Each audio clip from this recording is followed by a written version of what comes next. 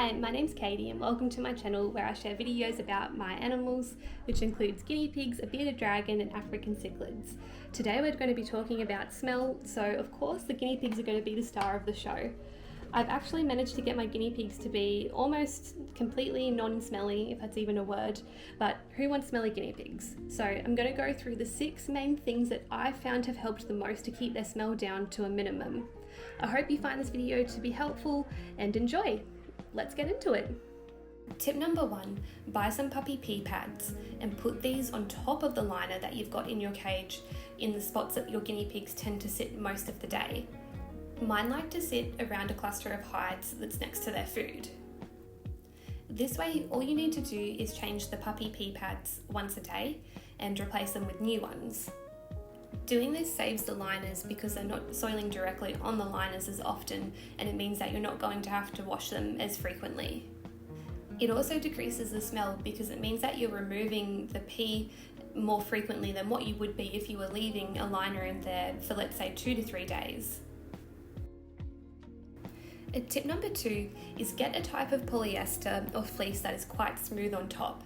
The old vet bedding that I had was very fluffy, and I found that it would catch odour and leave poos in it and a lot of hair and hay.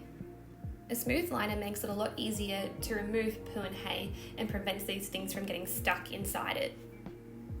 This brings me to tip number 3, which is sweeping up the remaining poos with a dustpan once per day.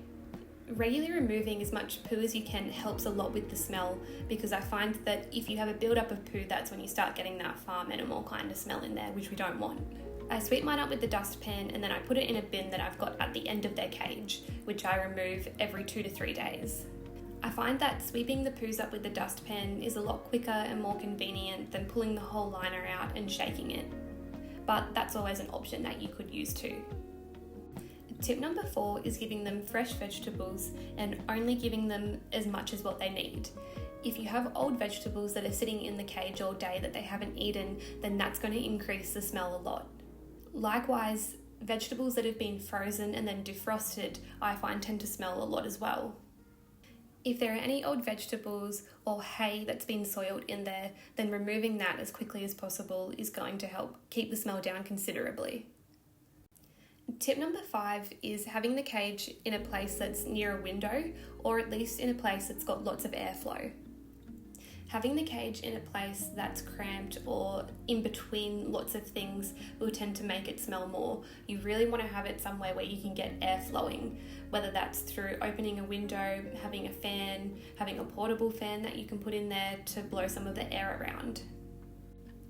Tip number 6 is make it easy for yourself. The easier that it is for you to clean the cage, the more inclined that you're going to be to do it, and the less that it's going to smell. Figure out a routine that fits in with your schedule and works for your energy levels. And make the setup accessible and easy to clean. Having things like lofts or really wide cages can make it difficult to get in there and then make it less enticing for you to actually clean the cage. It's also good to think about the height of your setup. For me, I find that it's a lot easier to have it around hip or stomach level, because then I don't have to be bending down or on the ground to be cleaning things up, and it just makes it so much easier.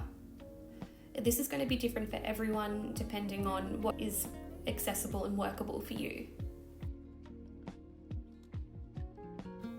Let me know if you found these tips to be helpful and if there's anything that you actually use that was in here, or any other tips that you've got to offer to anyone else.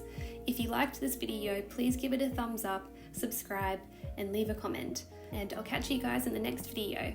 Bye!